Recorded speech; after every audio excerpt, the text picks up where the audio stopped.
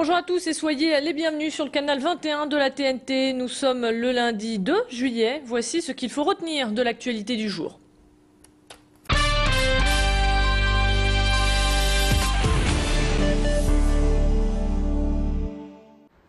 Dans cette édition, nous allons revenir sur la fusillade à Lille qui a coûté la vie à 2 personnes et en a blessé 6 autres.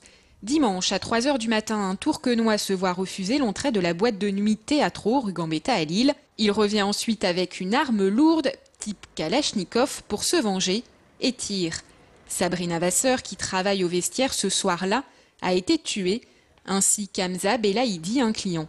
Une jeune Lilloise qui souhaite garder l'anonymat était présente au moment des faits.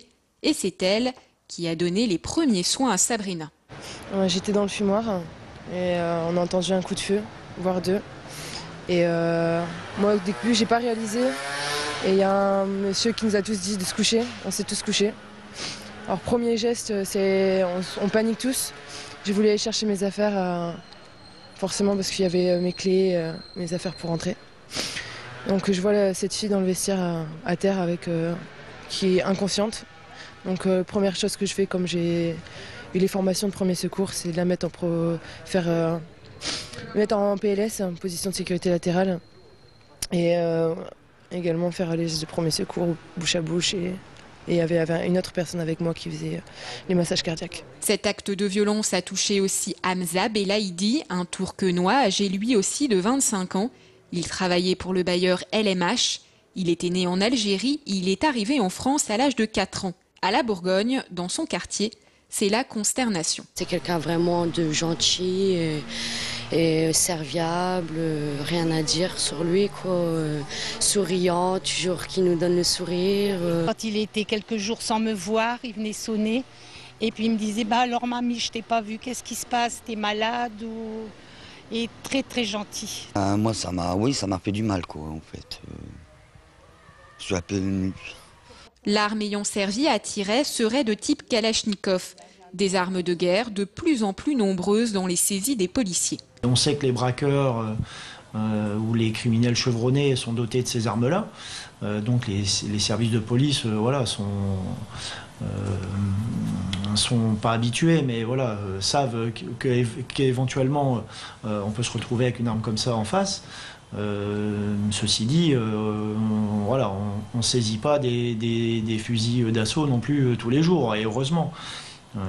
N'en reste pas moins que, effectivement, le fait de pouvoir se procurer une arme de ce type-là relativement facilement, c'est quand même un souci dont il va falloir se préoccuper. Le suspect s'appelle Faisal Mokhtari, il a 32 ans et il est tourquenois. Il s'est enfui avec un complice dans une Citroën C5 break bleu.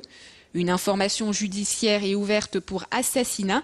Les chefs d'accusation retenus sont l'assassinat, la tentative d'assassinat et la détention d'armes de guerre de première catégorie. Il était déjà connu des services de police.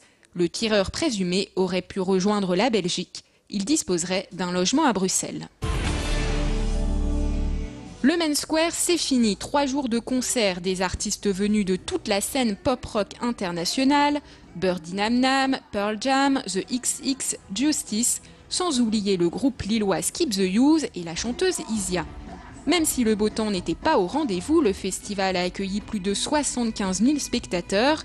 Et si les festivaliers sont nombreux à revenir tous les ans, c'est pour l'ambiance qu'il y a pendant ces 3 jours dans la citadelle d'Arras. Comme tous les ans, une très bonne ambiance, voilà l'ambiance du Main Square, quoi. Ambiance super bonne, tous les ans Main Square on s'éclate, c'est excellent, quoi. Des bons petits groupes. Rendez-vous l'année prochaine pour un prochain festival qui nous réserve encore de belles têtes d'affiche. Au parc Barberousse à Saint-Maurice-Pelvoisin, ce dimanche, c'était un avant-goût de vacances pour les enfants. Structures gonflables, marionnettes, maquillage et tout remponné. Tout pour occuper les bambins et passer une belle journée. Ali Yaghi, du comité de quartier, revient pour nous sur l'événement. Quand on a travaillé à 8 ans, c'était surtout pour faire une fête pour les enfants. Qu'est-ce qu'on peut faire dans notre quartier? Parce que c'était un quartier qui était un peu quartier dortoir résidentiel et qu'on avait quand même beaucoup de jeunes familles qui sont arrivées dans le quartier, qu'il fallait redynamiser le quartier au niveau des jeunes. Le but, c'est passer une journée festive pour la clôture, une journée festive pour les enfants et clôturer l'année scolaire. Au total, 1200 enfants ont participé à l'événement. Plus de 70 maquillages ont été réalisés dans l'après-midi et il y a eu 600 baptêmes de poney, pour le plus grand bonheur des petits et des grands. C'est super bien avec les jeux gonflables et j'y viens tous les ans. C'est bien, c'est calme, les enfants s'amusent bien et les parents ont le temps de papoter. Non, c'est très bien. J'aime bien parce que c'est gratuit et il y a beaucoup de jeux. Tu as l'escalade. J'ai joué aux jeux de société là-bas. J'ai fait le château gonflable, j'ai joué un peu avec ma petite sœur. Je viens pratiquement tous les ans. C'est super bien pour nos enfants parce qu'ils s'amusent, ils découvrent pas mal de choses. C'est ainsi que se referme cette édition. Merci de l'avoir suivi. Merci de votre fidélité. Sachez que toutes les vidéos sont bien sûr à revoir sur notre site internet au www.grandlille.tv. Excellente journée.